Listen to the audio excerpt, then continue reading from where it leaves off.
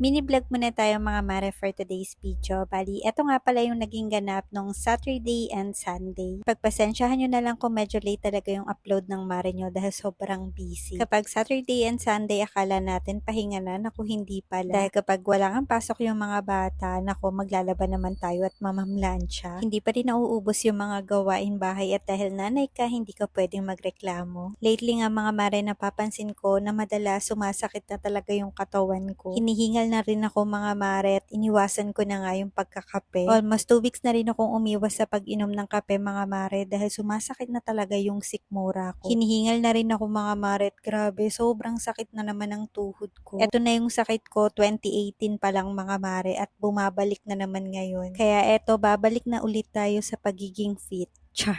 Meron din kasing nagpadala nitong abdominal wheel roller. Kaya eto naisip ko, eto na siguro yung sign para maging healthy. Ang hirap kapag meron ka ng nararamdaman at dahil tumatanda na tayo, mga mare, kailangan ingatan na natin yung sarili natin. Hindi kasi natin maaasikaso at maaalagaan ng maayos yung pamilya kapag meron ngang sumasakit at meron nga tayong nararamdaman. Anyways, ang dami kong sinabi. Ayan, binuksan ko na itong abdominal wheel roller. Nakakatulong to mga mare para mapaliit yung braso, yung tiyan, at kung gusto mo nga magkaroon ng abs, nako perfect to. Or kung gusto mo nga rin mapaliit yung waistline mo, pwedeng pwede. Ganito yung tamang paggamit mga mare, dapat ire-relax mo yung likod mo para maiwasan yung back pain. Marami nga pala kayong color na pwede nyong pagpilian, pero eto yung napili ko kasi ang ganda ng kulay. Meron na nga rin pala tong kasamang timer at meron pang phone holder. Kapag nag-e-exercise ka, mas magandang mag-sound trip para naman kahit papano hindi mo maramdaman yung sakit at hirap. Char. 30 to 40 minutes lang naman ako nag-e-exercise mga mare, pero sana sa susunod mas kayanin pa ng mas matagal. Habang nagpapahinga ako, nagising na si Habila at nakita niya nga yung ginagawa ko, kaya eto nakigaya na rin ng bata. Asahan mo na kapag meron kang ang toddler, lahat ng makita niya naku gagayahin niya. Pagkatapos namin makapag-exercise, natulog na rin kami dahil gabi na nga nung oras na yon. Sunday naman to mga mare, kinabukasan, ayan, pagdating ni Papa galing trabaho, magsisimba kami. Pero bago yon, in-unbox ko na muna itong t-shirt na gagamitin ko. Oversize shirt siya mga mare, maraming color na available pero white yung napili ko. Sobrang ganda nung tela nito mga mare, cotton, makapal at napakalambot. Wala pang ang tulog si Papa at kauuwi niya lang galing trabaho, pero nakakatuwa lang mga mare dahil naglalaan talaga siya ng oras sa pamilya at syempre ang makapagpasalamat sa taas.